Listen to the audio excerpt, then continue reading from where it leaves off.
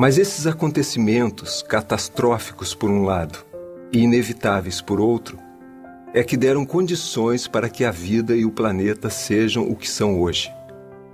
O fim dos dinossauros significou o fim dos grandes predadores carnívoros, permitindo que formas mais indefesas se desenvolvessem, surgissem as primeiras espécies que evoluíram até o surgimento do Homo sapiens e do homem atual.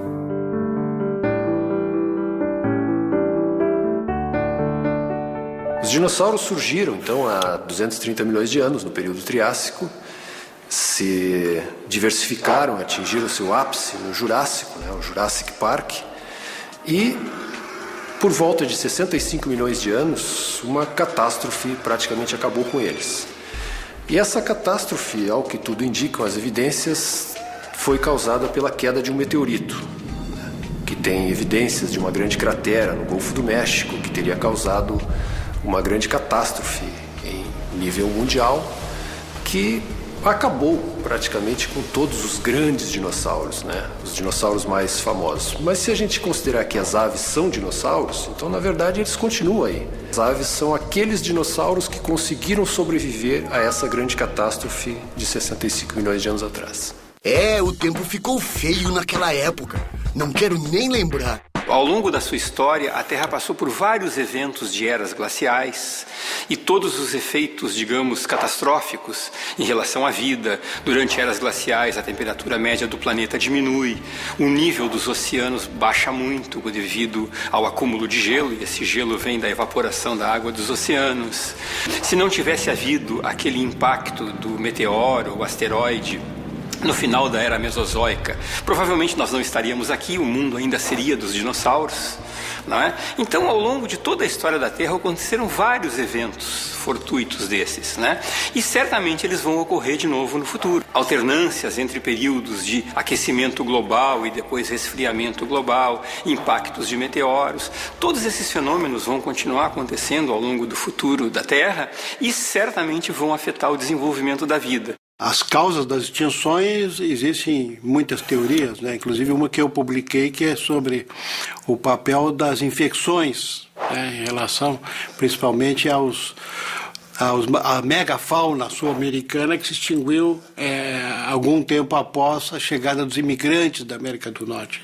Certamente as infecções que eles trouxeram com eles tiveram um papel preponderante nessa extinção deles, principalmente os grandes mamíferos, que foram os que se extinguiram.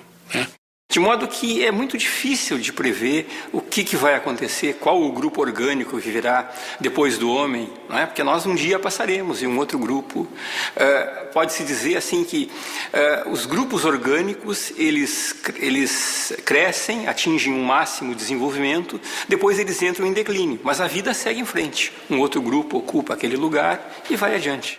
Se você pensar em termos de meteoro, por exemplo, outros fenômenos naturais, como erupção vulcânica, que também pode ter sido uma causa importante de extinção, no fundo isso leva a uma modificação ambiental muito profunda. Significa assim, modificando as condições ambientais, principalmente cinza, que vai para a atmosfera e a estratosfera e fica muito tempo na atmosfera, isso leva a um abaixamento da temperatura da Terra, a diminuição da insolação, uma série de fatores. Tudo isso faz com que as plantas, em primeiro lugar, venham a crescer menos e até se extinguir. Isso leva à extinção dos herbívoros, e os herbívoros são o alimento dos carnívoros. Então é uma cadeia sucessiva de acontecimentos. Agora, os animais normalmente eles não morrem de fome. Quando baixa muito as defesas, por falta de alimentação, os patógenos que levam à extinção dos grupos. Então tudo está relacionado, na realidade, é uma cadeia de múltiplos fatores. A ciência procura entender as origens e busca maneiras de preservação da vida. O código genético, o DNA, que é um conjunto de informações sobre o que somos e o que seremos, a que espécie pertencemos, o que herdamos e vamos deixar de herança, hoje está no centro do interesse científico.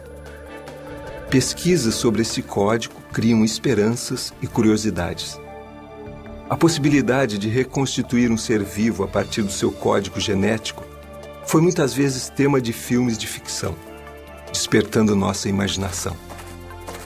Reviver um dinossauro a partir do DNA retirado desses restos fósseis é uma dessas possibilidades hoje ainda muito distantes.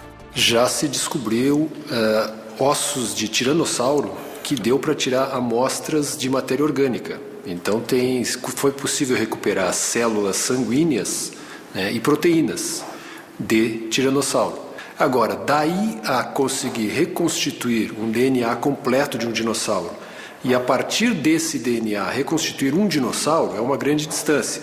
E finalmente, mesmo que conseguisse fazer nascer um dinossauro, né, todos nós só sobrevivemos porque a gente tem bactérias dentro do nosso organismo que realizam funções vitais. E se a gente gerasse um dinossauro, ele nasceria sem nenhuma dessas bactérias, sem nenhum desses micro-organismos que fazem parte do nosso dia a dia atual.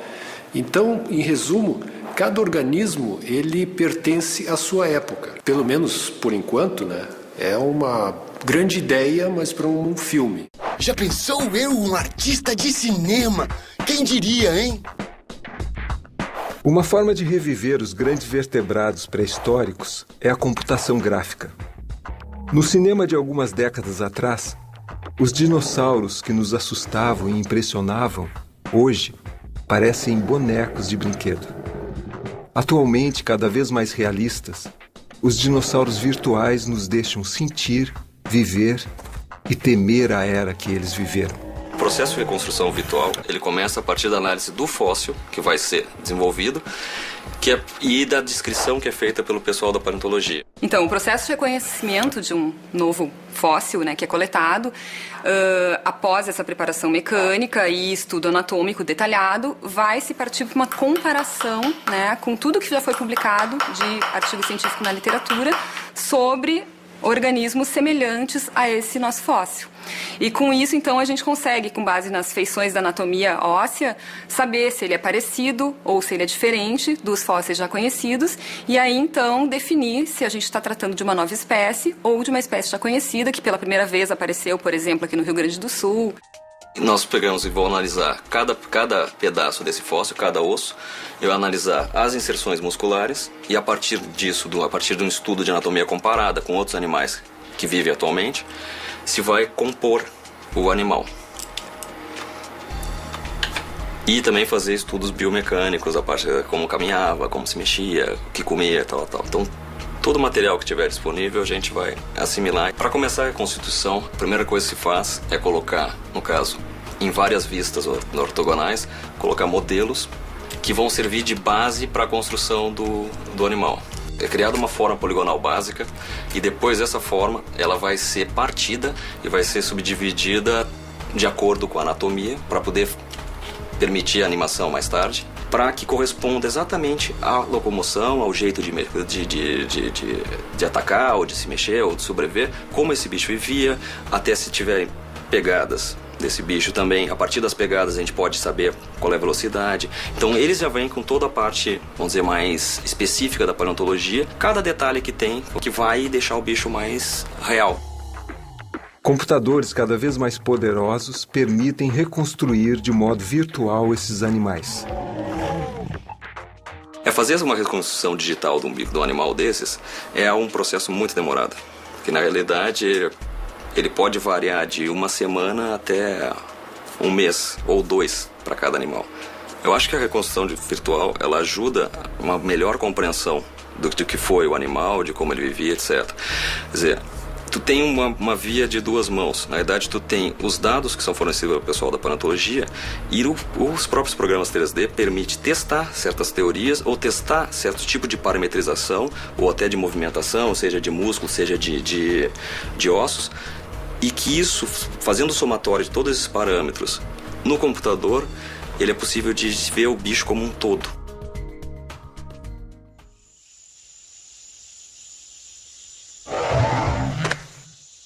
A era dos dinossauros terminou há 65 milhões de anos. E ainda hoje nos impressiona e nos faz entender como somos frágeis e indefesos, e ao mesmo tempo como o homem, com sua inteligência, se tornou a espécie dominante. No entanto, é preciso ver o que estamos fazendo com o nosso ambiente e o nosso planeta. Fazemos parte de uma etapa do desenvolvimento da vida. Existimos há pouco mais de 200 mil anos. É sobre essa nossa verdadeira dimensão que devemos refletir, sobre o delicado e maravilhoso planeta azul em que vivemos.